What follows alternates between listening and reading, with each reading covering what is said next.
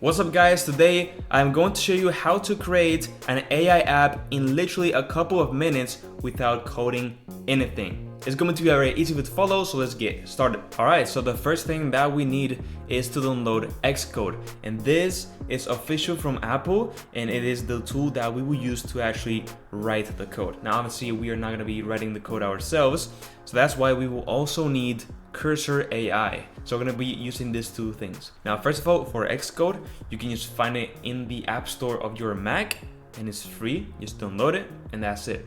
Now for Cursor, there is a free trial that you can use to follow this video. So again, just download it for your Mac and you're good to go. Alright, so once you have downloaded Xcode, just open it up and then click on create new project. And on here, as you can see, we can select a bunch of, let's say, templates. So let's go up here and make sure that you have selected iOS, as we're making purely an iPhone app, and then click on app and then next. And then what you have to do is just put in a product name. This can be whatever. Let's put weather app. And this will be just for a video. So I'm gonna just put this in brackets. Obviously, this depends if you're gonna make it for a video or not. Then what you also need to do is connect it into your Apple developer account. And that is how later on you will actually publish it into the App Store. But you can actually skip this for now, and I actually recommend to skip this for now because we just want to learn how to actually make the app itself, and later on you will see how to actually publish it.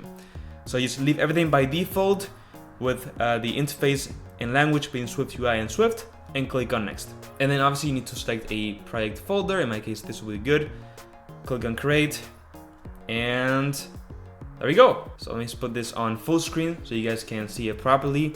And we got on the left side the code and all of the files that we have, and on the right side, as you can see, the actual preview. Now the real cool about Swift UI is that it updates super fast. So for example, right now we are in the content view, which is the view that we're seeing right now on the preview. So if I go here into this text and literally swap hello world to I am Gorka, you will see that it basically updates pretty much instantly, which is really cool. So have that in mind when making the app, because you will see changes literally instantly. Okay, cool. So now we can actually, make our app with Xcode, but obviously we don't want to be coding all of this stuff ourselves.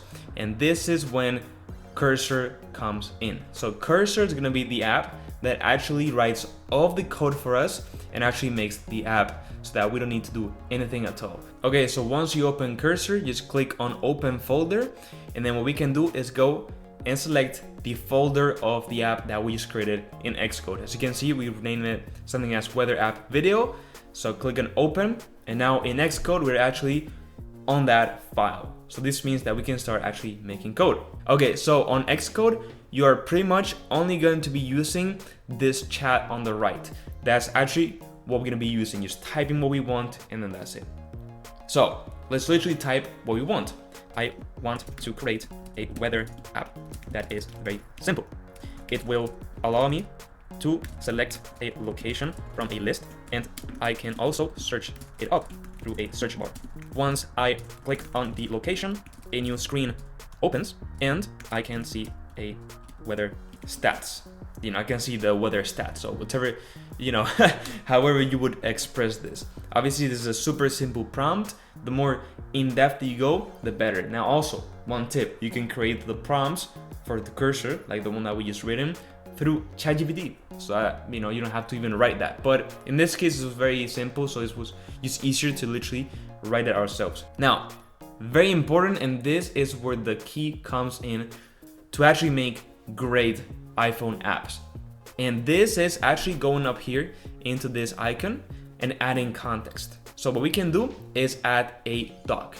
So what can we use this as? Well, we can add the official Apple documentation. Okay, we can add the Swift documentation, which is the language that we're using, the Swift UI documentation, which is the other part of Swift, and then also we can add UI design tips, so that Cursor AI will know exactly how to make a great looking app because it learns from it. And this is the key to separate you from being, use an average app maker with AI to creating great apps. Okay, so click on docs. As you can see, I already have a couple of them, but you scroll down and click on add new doc. Now when you do this, this will pop up and you have to paste in a URL. So to make your lives easier, what I've done is just added a post with the 3 links that you need to add into Cursor. So this is on my free school community. So simply go and click the link in the description, join in, and just start copying the first link. Go into Cursor and paste this in, okay? And then just go ahead and press enter. And that's it. It lets you pick a name and you can confirm. So just click on confirm. In my case, I already created it, so I'm gonna just press escape. But you would do the same with Swift UI. So again, you would copy this and then add a new context, doc, add new doc, paste it in, press enter, and then name it whatever you want, and then confirm. And the same with the Apple design tips. Again, the same process, super easy. And once you have that, make sure that you go and actually add them. So Apple Swift UI, again, Apple design tips, and then there's one missing, which is Apple Swift. Okay, so we're adding the 3 docs into this prompt so that Cursor AI knows how to use Swift UI effectively and how to design a great app. And with that, we can just basically just leave everything as auto and all that stuff and just press enter and then start to see how the app creates itself. So it will start to actually write the code, and now it is just a matter of time and waiting. Perfect. There we go. As you can see, the prompt finished. It gave us like a summary of everything. And guess what? In our preview, we have this updated, which looks amazing. So it's exactly what I said, a list of locations, and I can also search them up. Obviously, I don't have Miami, for example, but I can search New York, and we only get New York. And then, we can open this up and we get, as you can see, a new screen, which is also what I said. But obviously it is not able to load any weather statistics because we haven't got an API key set. Now, what is an API key? It's just basically a key that will call a server to get that weather information. So this is what we need. We're gonna go into the section over here and type add an AI or just API key for our weather app that you think is convenient. And simple as that, and just press enter, okay? And now Cursor AI will find an API key out there that we can use. And I want to mention that this really depends. If you have an actual server where you want to get this specific API key from, then you would go ahead and use that. But in this case, as you can see, Cursor AI is using the weather kit. It seems that is from Apple itself, which is the most convenient for Apple developers. So perfect, we can use this. And again, just wait until Cursor AI does what it needs to do. Okay, there we go. As you can see, it finished updating everything.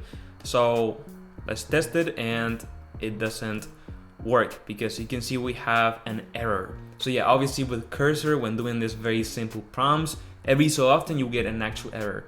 So in order to see the errors, you can just go up into this little icon over here, which is like a warning, and you will see the errors. So the easiest way to just fix it is by making a screenshot.